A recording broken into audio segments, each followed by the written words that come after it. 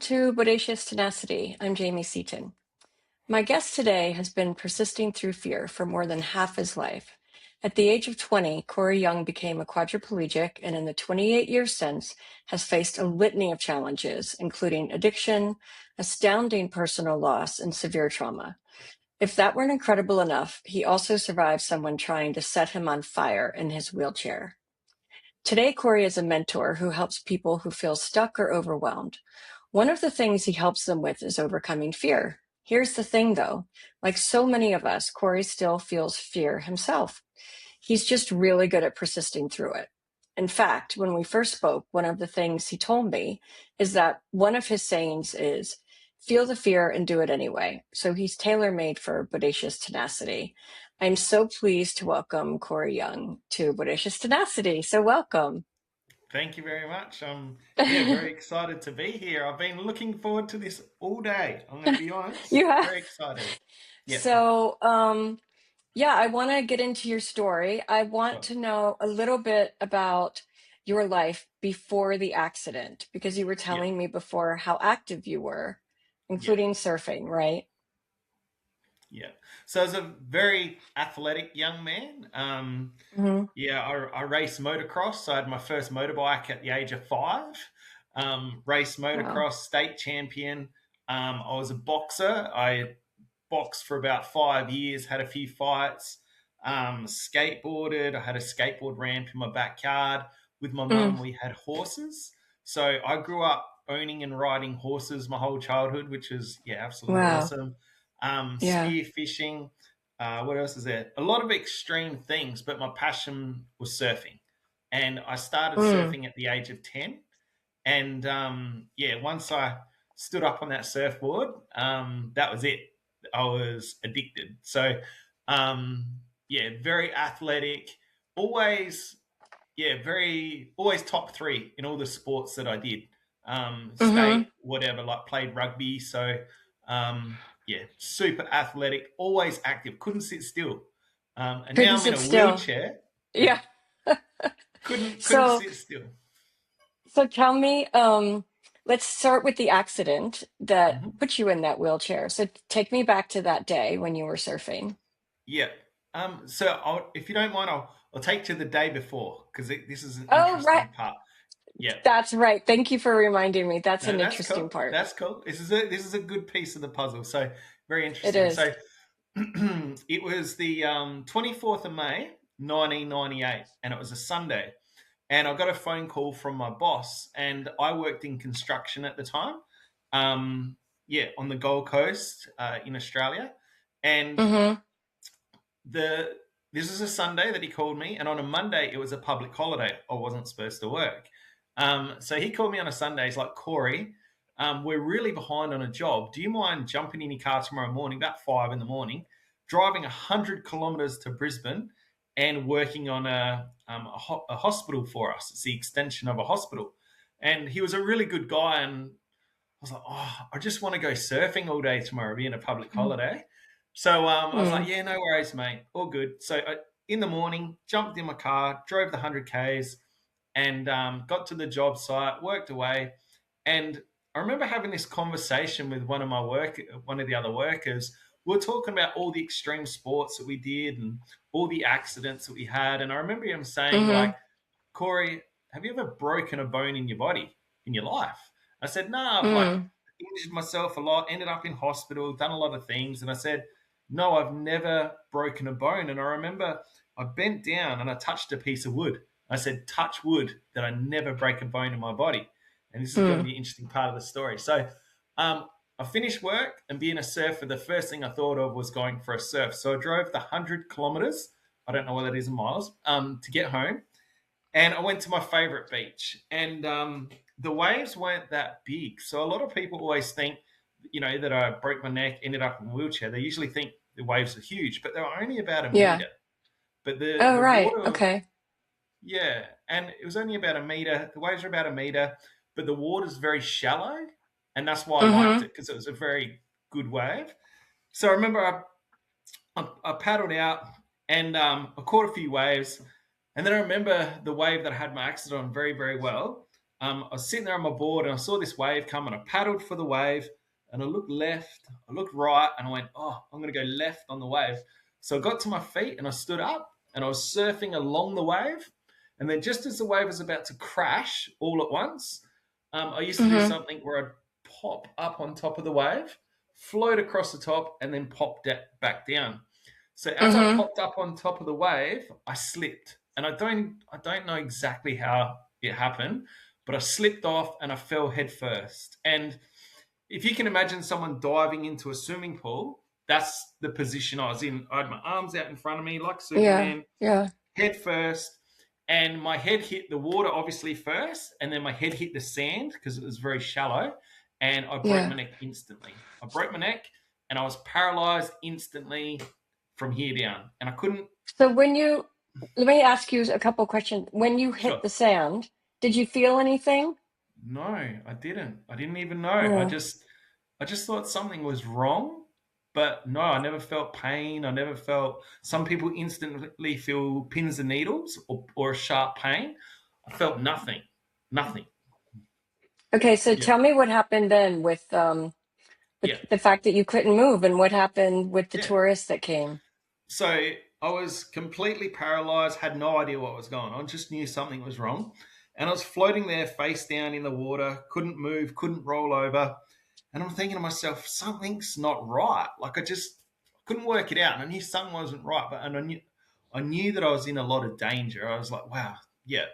So anyway, as you can imagine, I started running out of air. And just as I was about to run out of air, a wave rolled me over just enough to get my mouth out of the water, and I got my Mm-hmm. lips just out of the water like this, and I went, and then back down again. So I got a little bit of air. I went back down again, and I'm back down, face down again, and I'm like, man, I can't move, I can't. Anyway, so my lungs are burning, and I couldn't hold on any longer. I was trying to stop the water from entering my mouth, and I thought to myself, this is it. Like I came to that place of just realization, like there's nothing I can do. I'm gonna die. And I was like, wow. And they say your life flashes before your eyes when you're drowning. And Mm-hmm. I just think you realize you're in trouble. So you start thinking about your past.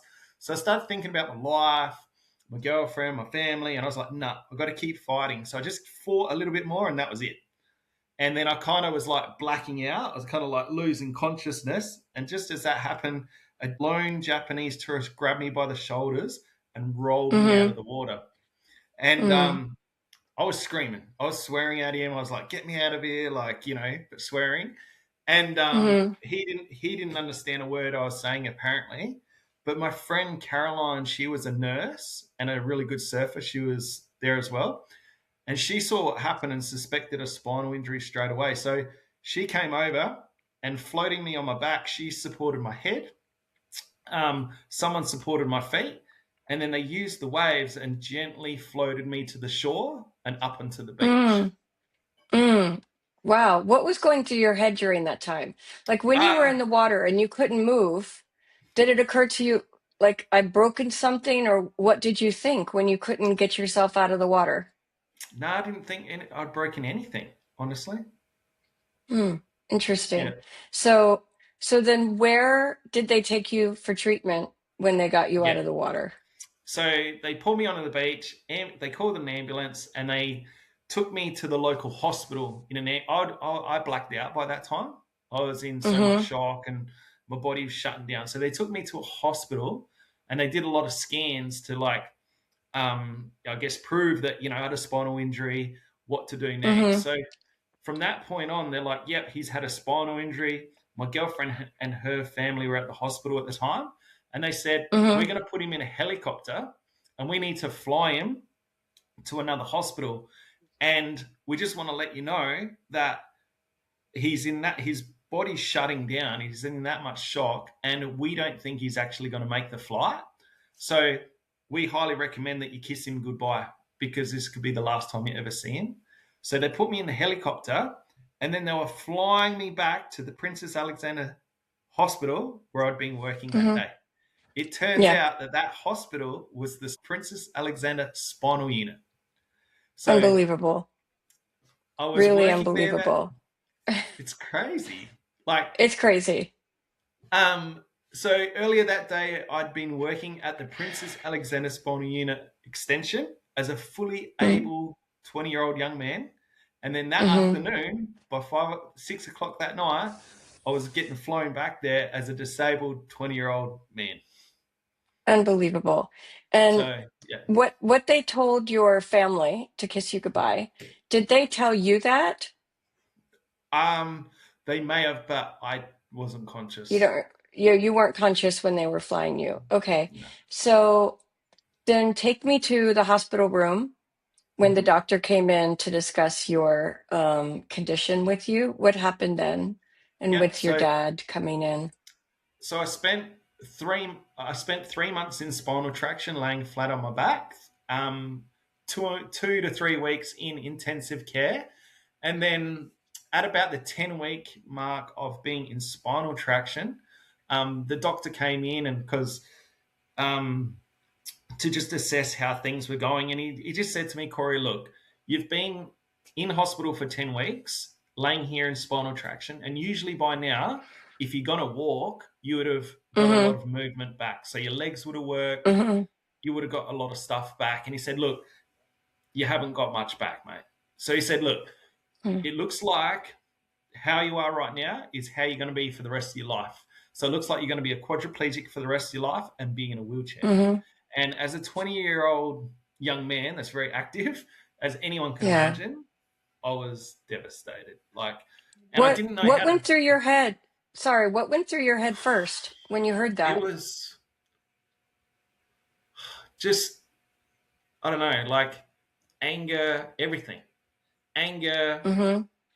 a lot of emotion, and fear. Like what we're talking about. Yeah, Like it was yeah. Tell me about the the fear. fear. Yeah. So it was like the fear of. I've got some notes here because I want to really, yeah, get the message ahead. So, Yeah, definitely. um, Yeah, I have notes too, so yeah, have at it. it was definitely the fear of like what now. There was so much uncertainty. Mm-hmm. Like, it was the fear of like, am I going to walk again? Like that fear of like, my life's just totally changed, but am I going to walk again? It was, yeah, like, can I handle this? I think that was the biggest fear. Is like, Hmm. okay, I'm probably going to spend the rest of my life in a wheelchair. Can I mentally handle this? Yeah.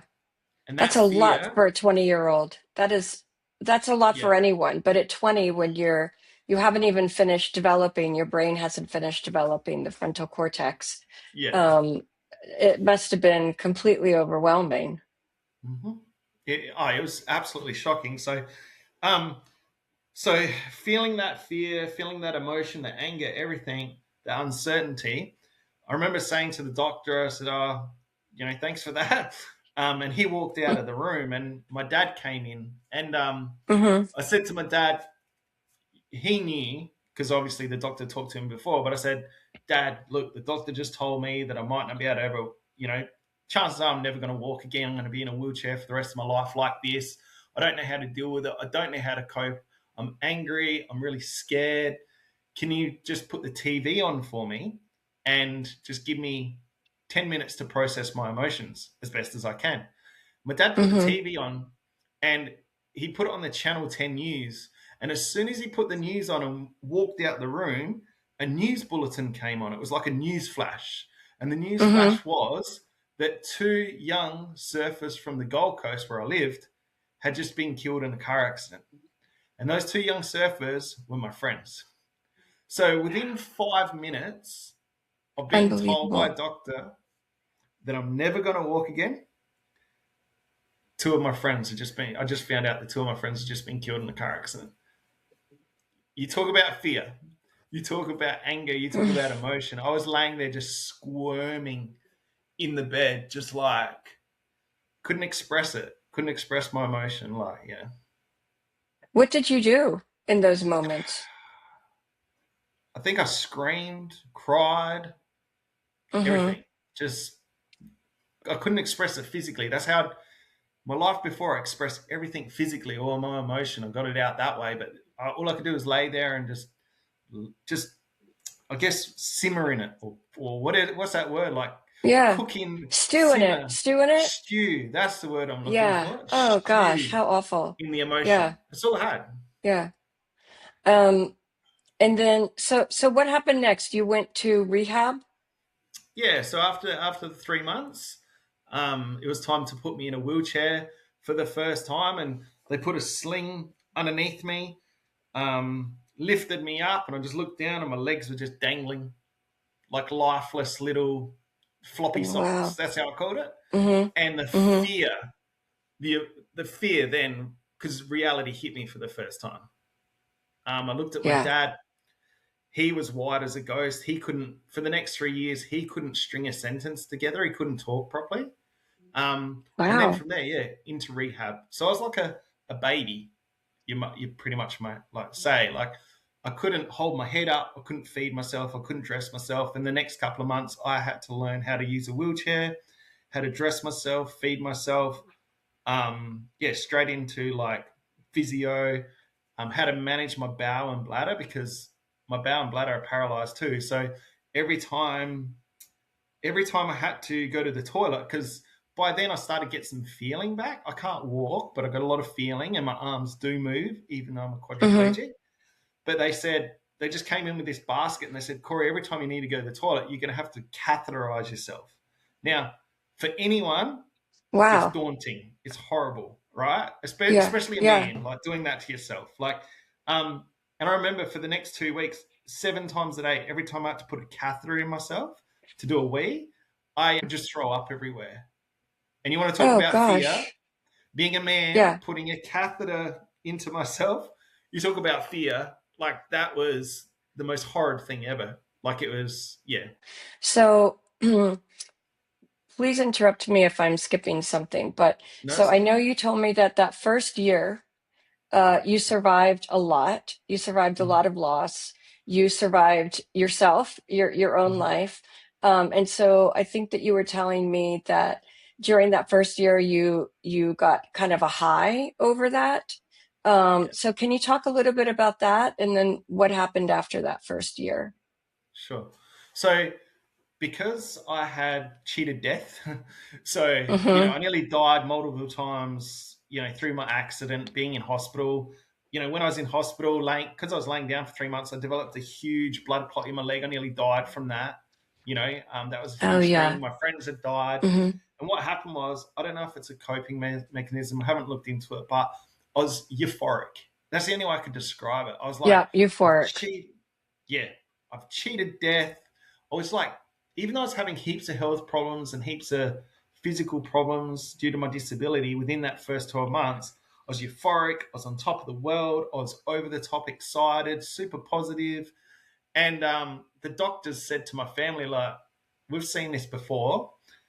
We're really worried he's going to come crashing down. We hope he doesn't, but we're pretty sure that Mm-hmm. reality is going to hit him like a ton of bricks. And Mm-hmm. it was exactly a year to the day. So I had my accident on the 25th of May, 1998. And on the 25th of May, 1999, I was down the beach with my girlfriend and going to the beach, I was fine.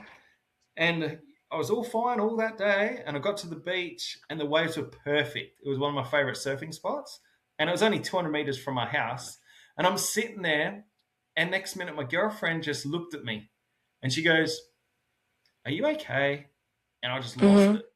From that moment forward, for the next 3 or 4 years, 4 years, maybe even five, I just totally lost the plot. Like anxiety, depression, suicidal thoughts, lost it completely. And Mm.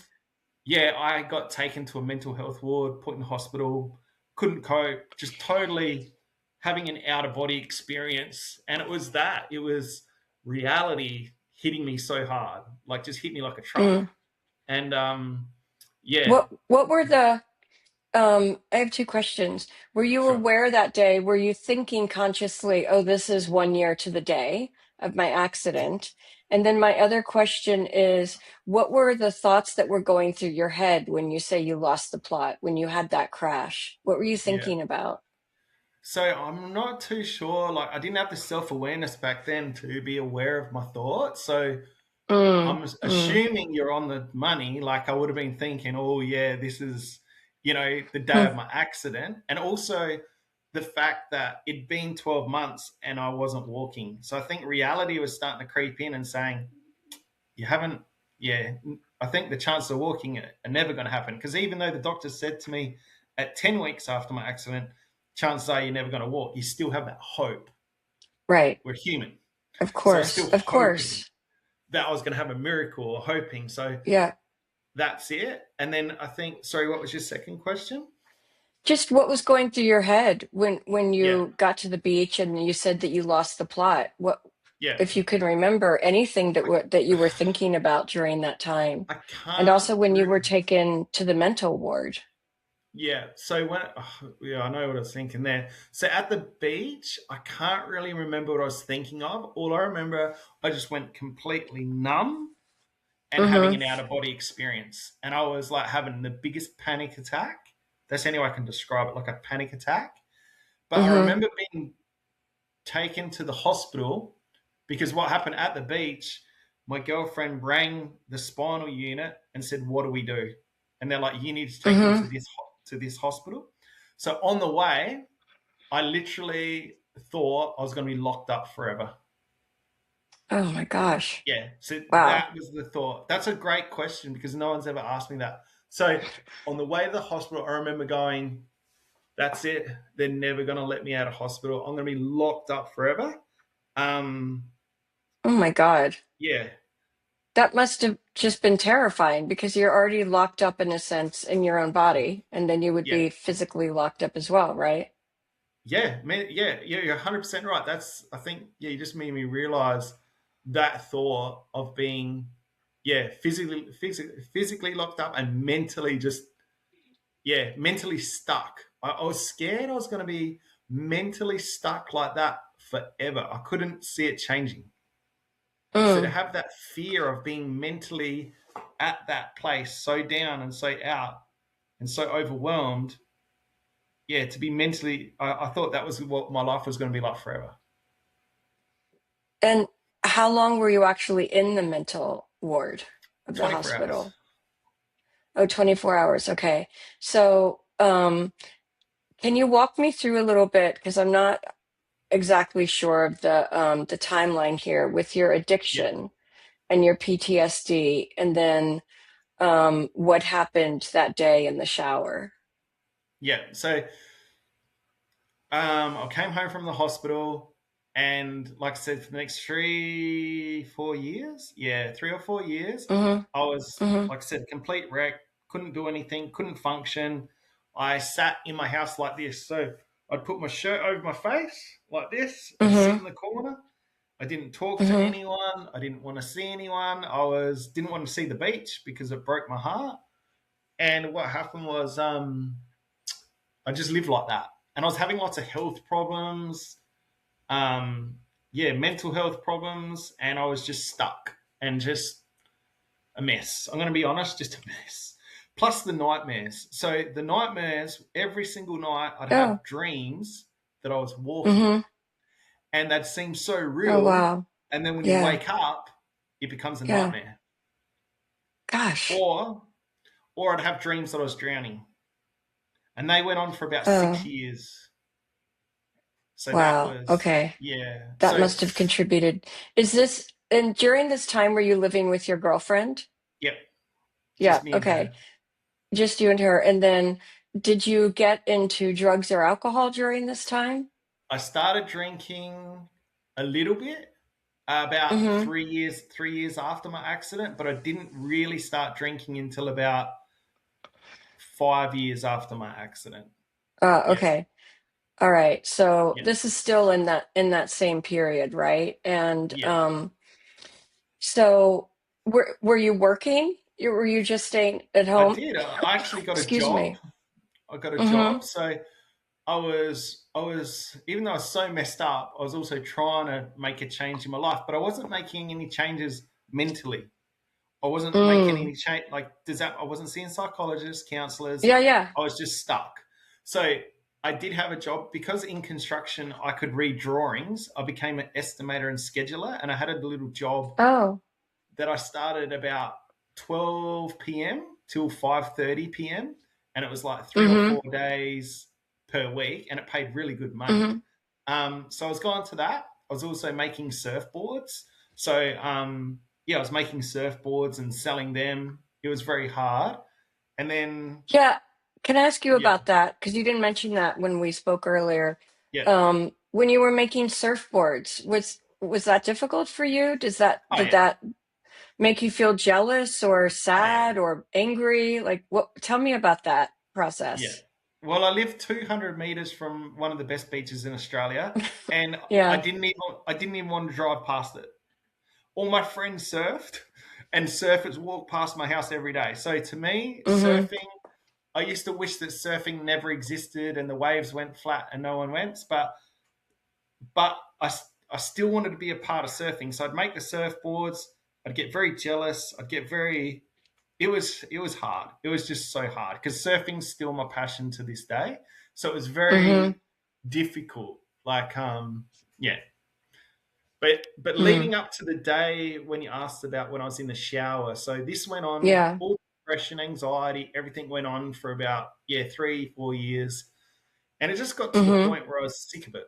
I was sick and tired of being just feeling like that. So I wrote a suicide note, I planned everything, and it got to the day, and I was like, today's the day. I got out of bed and I was like, today's the day. And I remember being in the shower, and I was in the shower for about 3 hours, and for literally 3 hours, and the water's just running over my head. I just remember saying to myself over and over again, today's the day, today's the day, today's the day, today's the day. And then for Mm-hmm. some reason, something changed inside me, and I was like, instead of today's the day I take my life, it became today's the day I do whatever it takes to get mentally better.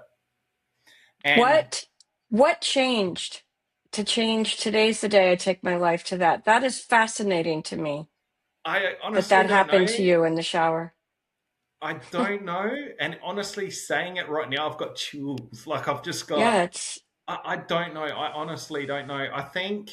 Maybe, I think maybe what happened is I realized that I couldn't get physically better, but the only way out of this was to get mentally better. Does that mm, make sense? it's a huge revelation. How old were you Huge. at this point? How old were you? 20, 23, 20, maybe Okay. 23, 24, because I maxed it at 20. Mm-hmm. So I know it was Yeah. about 3 or 4 years this went on for. Yeah. Mm-hmm. Wow, that is a huge revelation. And when that happened, um, what were you feeling and what did you do when you made that decision? Yeah. Sitting in the shower.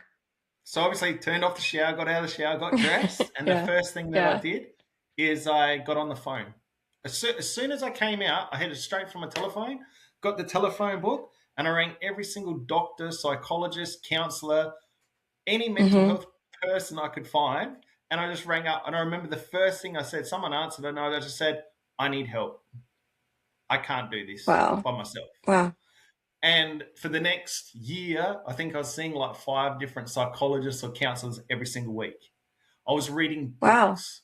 I was reading Yeah. books on mindset, personal development books. I was just like dedicated everything because my only goal was literally to make it to the next day and not kill myself.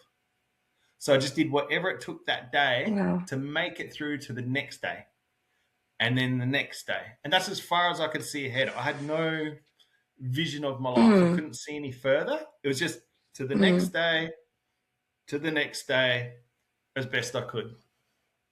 But that's, if you speak to anyone who's gone through a lot of trauma or addiction or difficult breakup or any of these life challenges, I think the one day at a time is such a cliche, Yeah, but it's actually a very good strategy, right? Because sometimes it's yeah, very hard to see to the end of the week, much less beyond that, yeah, right?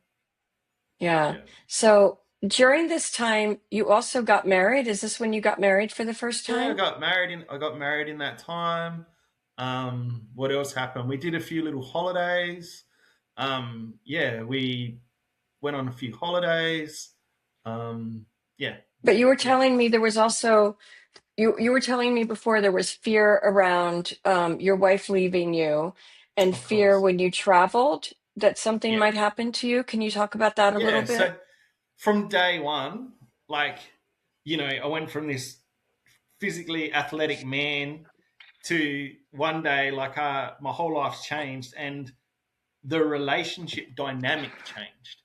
So that came with Yeah. a lot of fear. That came for fear for her, and it came for fear with Hmm. me because I Hmm. didn't feel like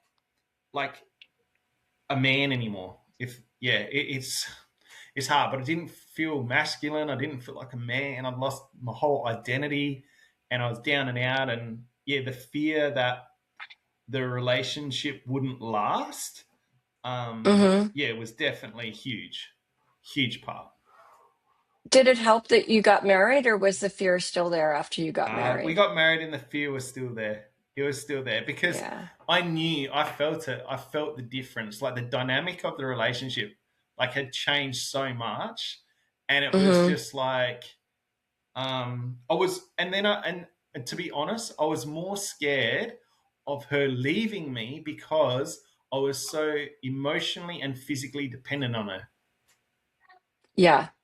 Yeah. If that So makes sense. were you afraid of the psychological ramifications more than the physical, or was it equal? Because having someone Equal. leave you obviously is devastating mentally and psychologically and emotionally. But in your case, it would also mean the person who takes care of you is gone, right? Yeah. And I was very dependent on her, and I shouldn't have been. Like, Mm-hmm. that was her part and my part. But I was very dependent on her, and I didn't want, because it's very, I don't know, you lose a lot of dignity when you have a spinal cord injury because people have to do seriously personal stuff for you. And I only Mm-hmm. wanted her because I felt comfortable with her, if that made sense. Mm-hmm. Yeah, Yeah. yeah, of So, course. Of course. yeah, very, very, both to answer your question. Yeah. So just after all this, the wife at the time, we moved back to Adelaide, and within a few months we separated. And then I was living with my mum and my sister. So when I was living with Mm. my sister was 15 at the time, and my sister and my mum was my caregiver. So they would come in Okay. and yeah, so I could do a lot of my personal care, like wash myself, which is lucky. Like they didn't have to do that, but they'd still have to like do things like bring my breakfast for me, pass things to me, do a lot of things, help me get dressed. Mm-hmm. But going from my girlfriend to my mum and my sister, I became very independent very quickly. When your sister's doing like helping you with personal care, I was like, Yeah. nah, I got yeah. So in that time, that's when I became addicted to drugs and alcohol too. I started using every day. I was shocking. I'm just being honest. No regard for anyone's safety or myself. Just totally self-destructive. And yeah, this went on for till 2005, roughly. Yeah, Mm. So I have a couple of questions if we can pause sure. there. Is it okay if we go back to your separation, because you were talking about that was your fear and then Yeah, it happened. So um can you talk a little bit about how that felt, because that's one of your fears coming true. So yeah, how did you feel? I mean, I was going to say how did you cope with it, but it seems like you coped with it with drugs and alcohol like so 100%. many people do, right? Yeah, So yeah, talk to me a little bit about that. yeah. So for me, the two biggest things were like the fear of someone else doing my personal care for me, the Mm-hmm. fear of I Hmm. don't know. It was more as all, my ego was damaged too. My it was a Of lot of course. like my ego was like, yeah, that was huge. But I think the biggest thing for me by that point was my ego because it came true. The fear happened. Um, yeah, and it was more. I don't know. I was really scared that she was going to end up with one of my friends. I was like, please don't date Ah, any of my friends. okay. That was a huge fear, actually. A huge fear of mine was like, I Interesting. remember saying, please don't date any of my friends. Like, I just don't think I could cope. Like, Mm-hmm. and that's the ego too, because, I'd gone from a very physically active man and a very sexually active man with her. And then the thought of Mm-hmm. her being sexually active with someone else really upset me and affected my ego, Mm-hmm. if that makes Mm-hmm. sense. So Of there was a lot of course. all that Yeah. going on.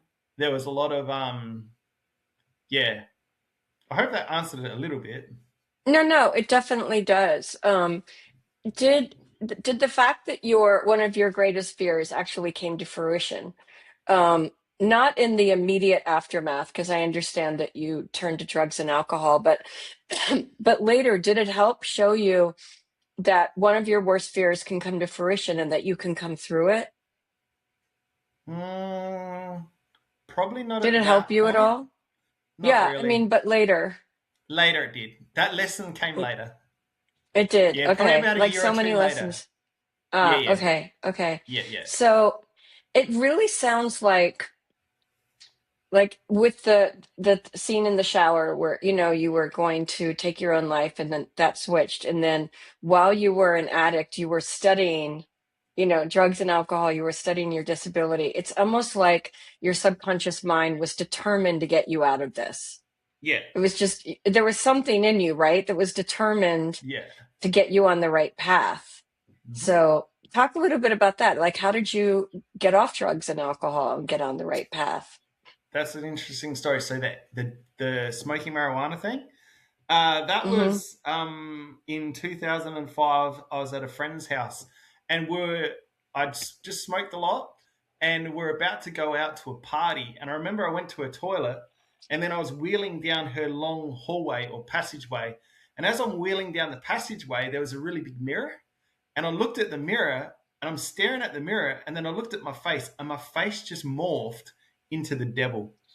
I'm not joking. It just morphed into the devil, and I was like, right, that's it. Whoa. No more, no more, no more smoking weed for me. I was like that, and I kid you not, that was the last time I ever touched it. So that was easy. Wow. That That's just amazing. that that was that was like a miracle. That was. I don't know what that was, Okay. but I was like, yeah, Okay. enough of that. So from that moment forward, I literally in 26 years or 24, I haven't touched it like ever. Don't even want to. Wow. Alcohol, different story. That went on up until about 2, 3 years ago. So we're Mm-hmm. talking 20 something years. So, um, yeah. And then with the alcohol, everything in my life to make a change has always started with a decision. I make a decision. I'm like, that's it. Yeah. You know what I mean? Like Mm-hmm. enough of this Yeah. mental health nonsense, enough of feeling like crap, enough of anxiety, enough of depression. I make a decision, and then yeah, I subconsciously or consciously go to work and do whatever I have to do to come over it.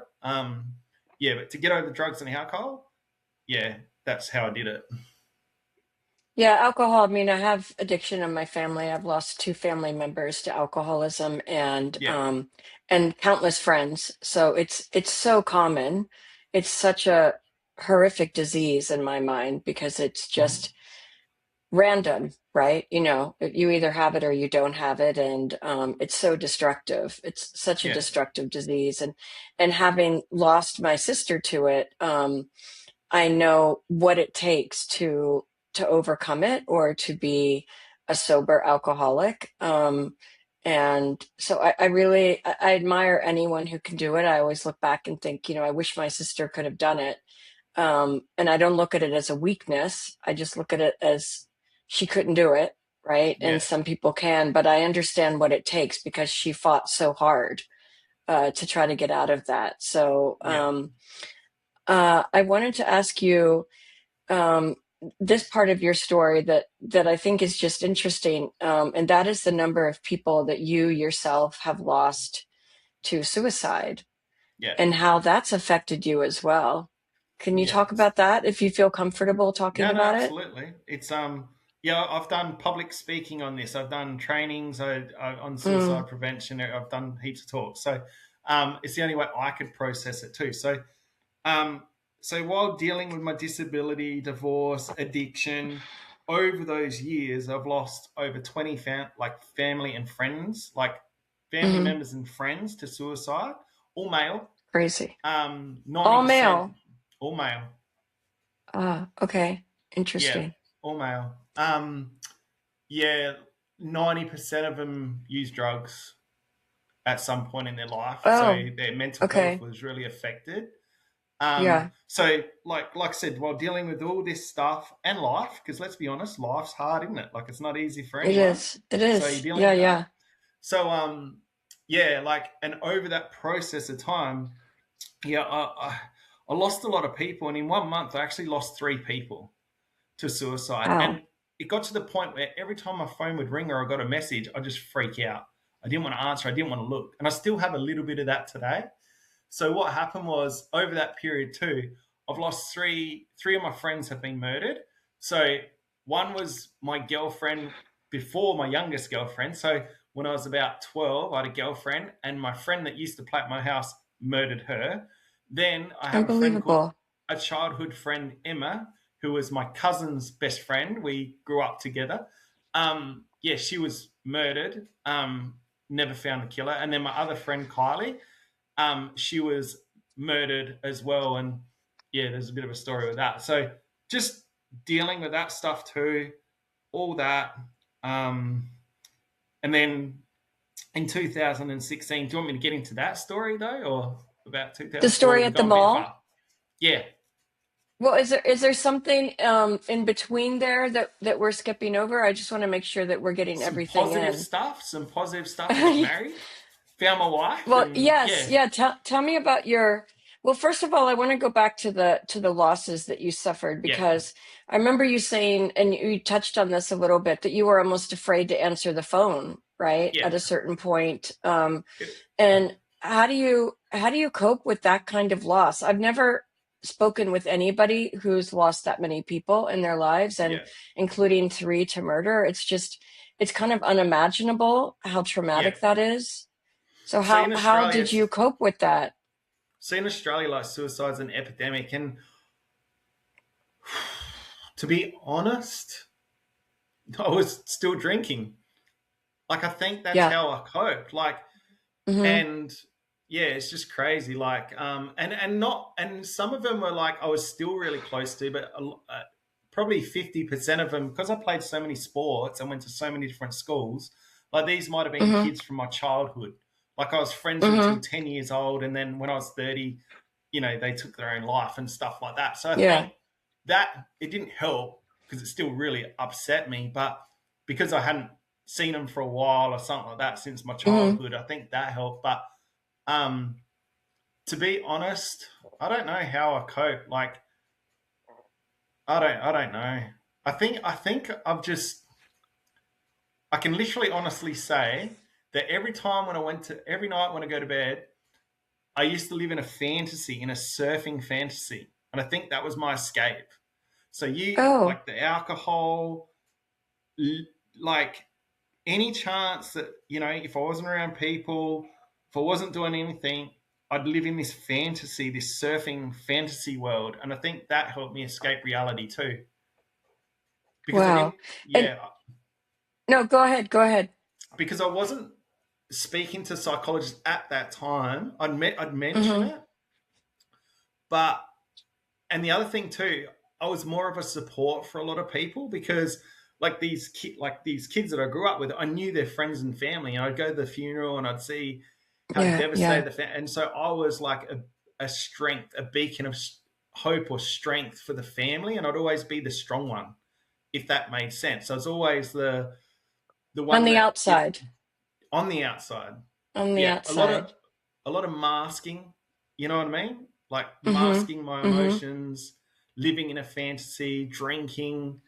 Um, yeah, to be Well, honest, like now at this point that you're sober, mhm. um, does all of that loss give you a greater appreciation for your own life? Does it help give you inspiration and motivation to make the most of your own life? Oh yeah, it's the way Mm. it's affected me now is that I got to keep going because I want to be that Yeah. beacon of hope or that light to show Hmm. people that like no matter what happens, like you can do it. Does that kind of make Yeah. sense? Like I have a few sayings like when it comes to life, don't wish it was easier, wish you were better. And that comes from Jim Rohn. Mm. I wish I could make that up, but I didn't. Jim Rohn made it up, and I kind of live like that. Hmm. Like, yeah, don't wish it was easier. Wish you were better. So, and that's Yeah. mentally better. Yeah. So, and yeah, It's a I've good kind of saying. like, I just want to show people, and I am an example that, yeah, just you can keep going and still have a quality of life. And to prove Yeah. and to show to people, the biggest thing I want to show to people is that Jim Rohn also says there's seasons of life. And I love this thing because it helps my mindset so much. He says, you know, you could be in a winter, but there's always going to be spring or summer. And Mm-hmm. I've lived that over my life. I've been in the darkest places in the winters, but Mm-hmm. summer or spring always comes. And it could be the next day, it could be a week later. It doesn't matter. And it might Yeah. that spring might only last a day. It might last an hour out of two Mm-hmm. weeks. But it doesn't matter. You hold on to that, and that's all you hold on to. You just hold on to that. And yeah, that's what I do. Like the seasons of life. There's always gonna be winter, there's always gonna be Yep, spring, there's always there gonna be is. summer, but it always changes. So you were about to tell me about some of the springs and summers, some of the Yeah, good things that happened to you, including meeting and marrying your current wife. Do you want to talk about yeah. that a little bit? So in 2012, yeah, I wanted to learn Spanish. My wife, we had a friend in common, my wife, Becky. She's Mm-hmm. originally from El Salvador. Obviously, I'm in Australia. I wanted to learn Spanish. We had a friend in common, and she teed it up that Becky was going to teach me some Spanish lessons. And we Mm-hmm. had, I think, 3 lessons. And then our fourth lesson, we're on a date having tacos. So, Uh, um, okay. In yeah, Spanish or in English? What were you English. speaking? I was In shocking at English. Spanish then. Yeah, yeah. Okay. So Okay. yeah, and yeah, and then yeah, it's yeah. So we How long attracted have you it been married? 10 years Sorry. nearly. 10 years. It'll be ten Wow. years this year in October, Wow. but we've been together for Hmm. 14. Wow. Wow. Do you still have that fear that you had with your first marriage? No, absolutely not. Because after that first marriage, I had a few. This is a good question. I like this. Um, After that first marriage, I went. I had. I didn't go into any relationships for a long time, but I had Hmm. 1 or 2 relationships afterwards, and it was a disaster. Hmm. And I take full responsibility for that because I had a lot of insecurities through my disability. I had insecurities from my past relationship. I was just a mess, and I had no business Hmm. being in a relationship. Let's put it that way, right? So Yeah. Yeah. I was 28 at the time, and I said no more relationships for Cory. And what I did is I went to work on myself. So I always say that if you don't like, love, value, or respect yourself, no one else will. No one else truly can. So I went to Absolutely. work on valuing myself, truly, Hmm. not masking it, not an ego. I'm talking acceptance, right? And I went to Yeah. work and I saw psychologists, counselors, read a lot of personal development books. And I did for 5 years, I just learned about relationships. And the most important Hmm. relationship that I needed was a healthy relationship with myself. Yeah. And I went to Absolutely. work on myself, right? Yeah. So for 5 years, I was like, I didn't even go to parties, nothing. I was just reading books, going to psychologists.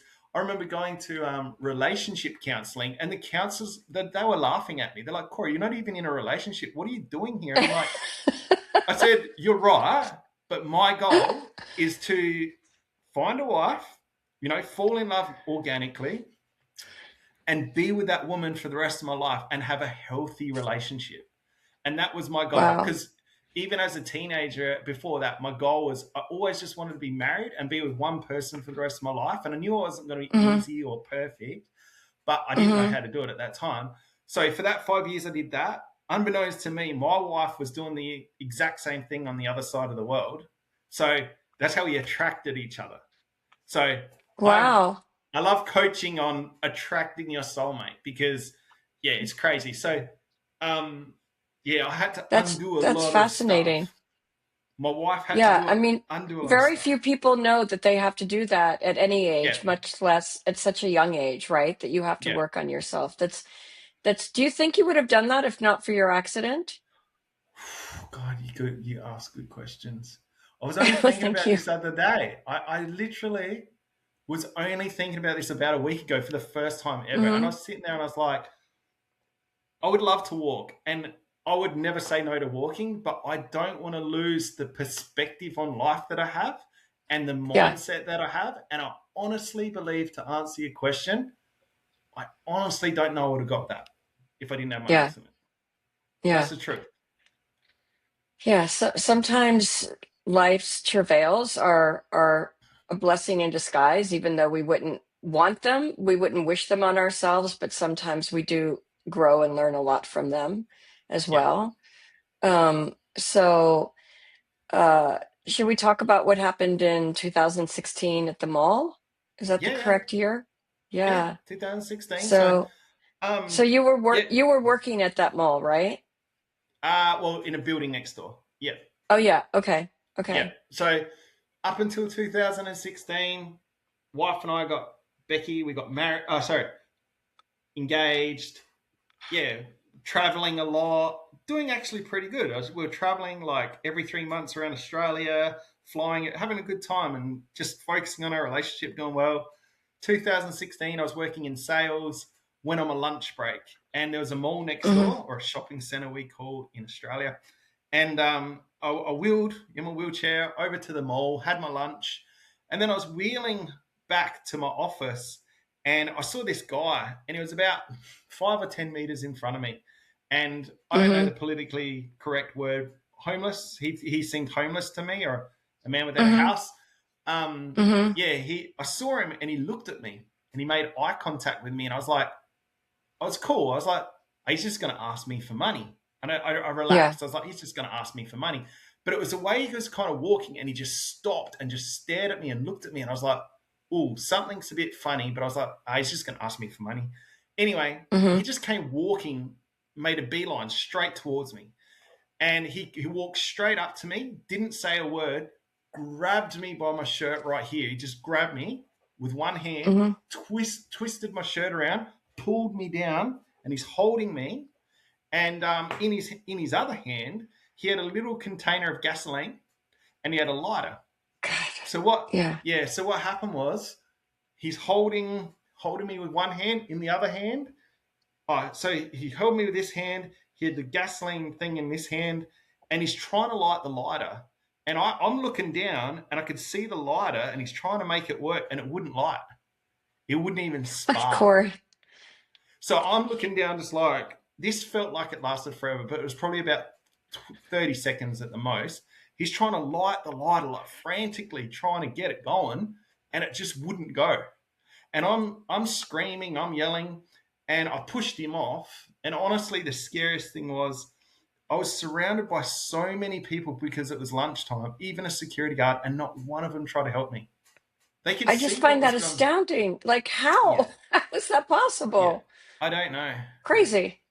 Yeah. Had he managed to get the lighter fluid or the gasoline on you by that point? No, no, like no, I don't know what happened, but it was only a little contain. It was like It wasn't a perfume bottle, but it was that little. Does that kind of make sense? Like a Yeah. little, yeah. Yeah. But Yeah. I could smell it, and I could see it, Mm-hmm. like, and Mm-hmm.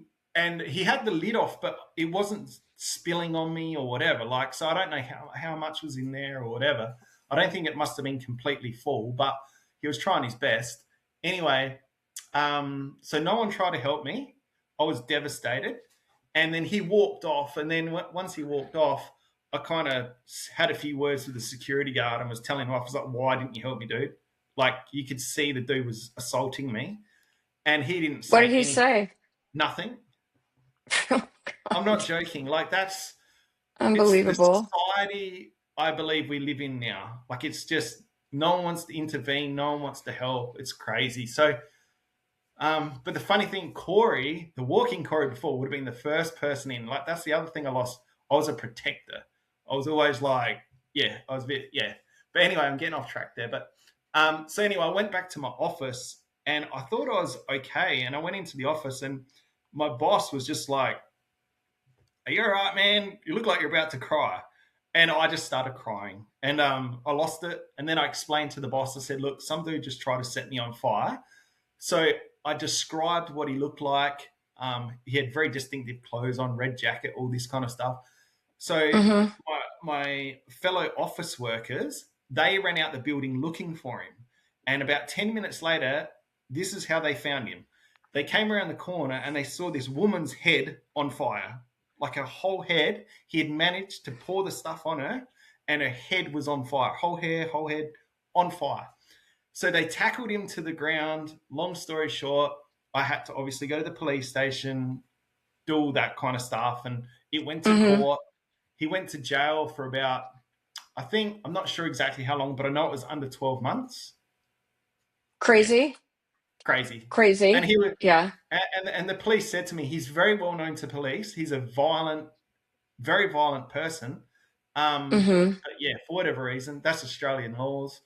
And then literally 12 months later, I was in the city and I saw him running through the city and kicking people in the back and just dropping them to the ground and then kicking them. And I was like, that's the same dude. So I told the security guys, I'm like, guys, can you hide me? Because I was scared that he was going to recognize me. Can you Oh, imagine were the you? fear? Oh, yeah. Because he probably would have tried to kill me. Oh, wow. I was What did the paranoid. security guard, what did the security guards do? They locked the doors and called the police. Okay. Was he arrested again? No, he ran off. But when you told me this before, you were telling me in the context of the unbelievable abuse that you have suffered just being in a wheelchair. You've Yeah, talked to me a little bit about the horrible things people have said to you and yeah, done. Um, what has that been like? First of all, I can't imagine why anybody would be mean to somebody in a wheelchair, but yeah, that's a whole other podcast. yeah. But tell me about that a little bit. So, to be honest, as soon as I had my accident and I realized I was paralyzed and in a wheelchair, like going from a very strong, I was a boxer. Like I boxed Yeah. for 5 years. Like I wasn't the toughest person in the world, but I knew I had a chance at looking after myself when I was able bodied. Does Yeah. that make sense? To Yeah, go to being in a definitely. wheelchair where I was completely vulnerable. And I remember I was having nightmares in the beginning, think like that I had a gun on me to protect myself. So subconsciously, I was already worried that I was so vulnerable and living my life like very vulnerable, very scared. So we're talking about fear. That was a huge fear of mine that I was so vulnerable that anyone, a 2 year old, could bash me pretty much. Yeah, yeah. So I want to get to what you're doing now with Yeah, your mentorship, yeah, because I find this really interesting. First of all, that it's amazing. Your story is one of the most amazing stories I've ever heard in 30 years of journalism, and I've wow, interviewed a lot of people. But the way that you've turned it around, and I remember I said this to you the first time we spoke, you just exude positivity. You are yeah, just such a positive, smiley person after all of this, which I find extraordinary. So I want to hear about what you're doing now and how you are putting all of these experiences into helping other people. yeah. So it's just turning pain into purpose. Like, does that make Hmm. sense? Like, Yeah, out of everything I've been through, it's like I've got to find a positive. I can't. It's a waste if I go all through this and I can't find something good to do with it. So, yep, yeah. I've done motivational speaking, trainings, whatever. But then it got to the point where I'd stopped doing that a little bit. I was working in sales, didn't like sales anymore. And then my wife's a business coach. Like she literally helps women from scratch. So what she gets is she gets all their strengths, all their experiences, and from that, from scratch, she helps them create a business. And she was Hmm. like, I've got some time. Do you want me to do it with you? And I was like, do I Oh, have to I was like, do I have to pay? She's like, yes, you do. But she gave me a discount, right? Like, I love yeah. it. I love it. But the reason she gave me a very good discount, but the reason why she charged me is because I need to value it. If I got I wouldn't. Does that make sense? Like Makes if I didn't perfect pay sense. if I didn't Yeah, pay something for it, I wouldn't value it as much. I wouldn't take it as seriously. And to be honest, I was absolutely. like, what's my wife gonna do? Like, I know she's good at it, but I was a little bit like, oh, my wife, like, I love her, she's good, but I don't know. Anyway, so she sat Hmm. me down and she did that, and we just grabbed everything that I've been through, everything that I've learned, everything that I've trained on, everything I've experienced in, And through that, we turned it into a 6-week program, which is about an hour a week. And it's just a solid Mm-hmm. foundation of personal development and mindset stuff, because I truly believe to navigate life as efficiently as possible, you need a really good mindset and emotional intelligence. Like, Mm-hmm. two things I find, there's a few more things, but I think they're the most key things, whether you're, Mm-hmm. like disabled or not, to navigate life successfully as possible. Mm-hmm. No one's perfect. So it's just a foundation of that. And we just start. So I'd sit down with someone and we look at their life where they're at. In order to go somewhere, we need to see where they're at. And that takes a lot Mm-hmm. of honesty on their half. And we look at them, we look at their life. So their jobs, careers, business, relationships, fun, recreation, everything affects everything. So we look at that. And then from there, we look at where they are, and then we work out where they want to go, and we set some goals. Dive right into that. And then while I'm having conversations with people and working at their goals and where they want to go, just through conversation, I get into their mindset and I can kind of see their belief systems, where their mindset's at. And then from there, I have my workbooks, and they're on self-awareness. What else is there? Emotional intelligence. It's just a solid foundation of personal development. It's And really going to help them. and part of it is dealing with fear, right? Yeah. You Oh, help them all of deal it's with, to do with fear. The whole thing, yeah, like to push through the fear. Like everything is, giving them the tools. That's the whole emotional intelligence, like feeling the fear and doing it anyway. and Like that's doing it emotional anyway. intelligence. Yeah. Because the emotional And intelligence, yeah. no, go ahead, please. So the self-awareness is like understanding like your thoughts, your emotions, your triggers, understanding other Mm-hmm. people, having empathy. But then once you understand your triggers, your thoughts, your feelings, and then overriding it, and it's all to take that action. So you've got your goals, you've got your vision for your life, your purpose, but there's a lot of fear holding a lot of people back naturally, and it's overriding that. And Mm. that's what I coach people through. Like, And then I want to ask you, because you mentioned to me before, which I find so interesting, that you do a lot of public speaking and you teach yep, people public speaking, and yep, yet you're still afraid when you go to speak publicly. Is 100%. that true? Yeah, people can't understand that. And I have done so many talks and so many trainings that literally it's usually when I'm sitting there ready to be introduced. So there's someone introducing me on stage, and Mm-hmm. it's like that 5 minutes before or right before then, I have that Mm-hmm. fear. And it's that fear. Am I going to remember? It's just, I call it monkey brain. It's just like, am I going to remember what I'm going to say? Am I going to screw this up? Mm-hmm. Am I going to? Mm-hmm. It's never gone in hundreds of talks. It's still there, and it's a bit quieter. But the only reason it's quiet is because I'm aware of it and all that. But it's still there. Like the other day, I had to do a little quick testimonial in front of some people, and I'm sitting there, and I just anxiety, like everything just rushed me, and I was just like, but then I just override it, and that's Yeah. what I teach people to do. Like it's normal. They're just feelings. It's normal, right? It's And normal. I think that also proves that we can still act through our fear. We don't need to have fear act as a deterrent to do things that we want, which is what the so I want to wrap it up, but I want to tell folks about your YouTube channel. I had it in my notes, but what's the name of your YouTube channel? Roll with the punches, which is Roll with the punches. That's right. so it's Okay. a boxing term. So you're Mm-hmm. like as you're getting hit, you're rolling and you're moving with the punches, like you're flying. So it's like to take less impact and move and avoid punches. So Mm-hmm. like Mm-hmm.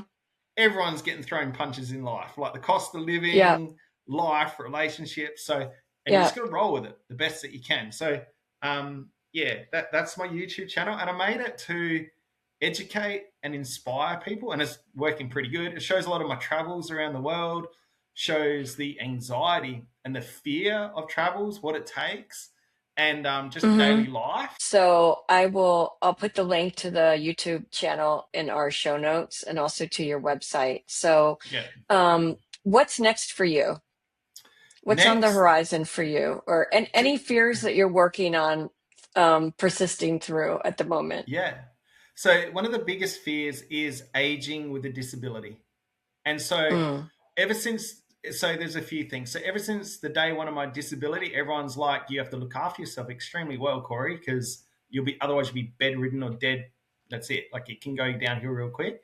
So I'm only mm-hmm, 48, but because I've been paralyzed for 28 years, my body ages so quick. So I've mm-hmm, lost a lot of independence only in the last couple of years. So aging with a disability is a huge fear that I'm really trying to manage right now because it's scary as anything. mm-hmm. I'm only 48. Yeah. Yep. The other thing is too, I'm just going to keep on keeping on with my business. Like I love that, but my long-term vision, and it's one of my biggest fears because I really want to achieve it, and it's going to be hard. Is I want to live in El Salvador. So I want to, Oh, yeah.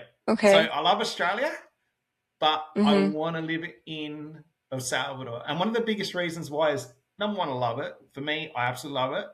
But the other thing too is because it scares the heck out of me. Because in Australia, it's comfortable. You know what I mean? Like I have mm-hmm, the medical stuff here. I have all the support teams and nurses and doctors that I speak to on a mm-hmm, regular basis. But there, it's kind of like way out of my comfort zone. Even though I've been there heaps of times on holidays, but to live there is just going to be a total another ball game, and that's going to challenge me. Like I need to challenge myself. I've got a mm-hmm. book that I'm halfway through writing. I want to complete it by the end of the year. And Oh, the wow. biggest, probably one of the biggest things that scare me is I'm a few years older than my wife, like 5 years older. Her goal is to live to 100. And I know it's crazy, right? So But you've got to get to 105 at least, right? I'm trying, but with my disability comes a shortened lifespan. That's another fear. Mm-hmm, Okay. So I'm trying to be as healthy and the best version of myself physically to last as long as I can because my biggest fear is not being with my wife. I want to be with her every day. She's amazing. Like, I don't want to miss out on anything with her. So I'm just like, mm-hmm. that's another one of my fears. But yeah, I have to manage it every day. And that's pretty much it. Like I got a big vision, lots of goals for our life, and just keep, yeah, having a good marriage, a healthy marriage. That's very important to me. Yeah. Yeah, Yeah. You have to keep in touch and let me know so I can let the listeners know if you move to El Salvador, yeah, and let us know when the absolutely. book comes out as well. Yeah, no, I Definitely. will for sure. Yeah, Okay. Thank you so much. I cannot thank you enough. It's yeah. been an absolute pleasure and a real inspiration to speak with you. So thanks for Well, thank sharing you. your story. Thanks for having me. I'm gonna be. I was so excited about it because I love everyone. Like I said, everyone does resilience, but the fear part, like that is cool. Like, yeah, I love it. Thank you. Thank you. Thanks to my guest, Cory Young, for coming on the Bodacious Tenacity podcast. If you're not already a subscriber to our newsletter, please check us out. Go to bodacioustenacity.com where you can subscribe and you can also read past newsletters. Please also consider following us on our socials: TikTok, Instagram, Facebook, LinkedIn, and YouTube. And don't forget to reach out if you want to share your own story of persistence through fear. Thanks again for joining us. Have a bodacious day.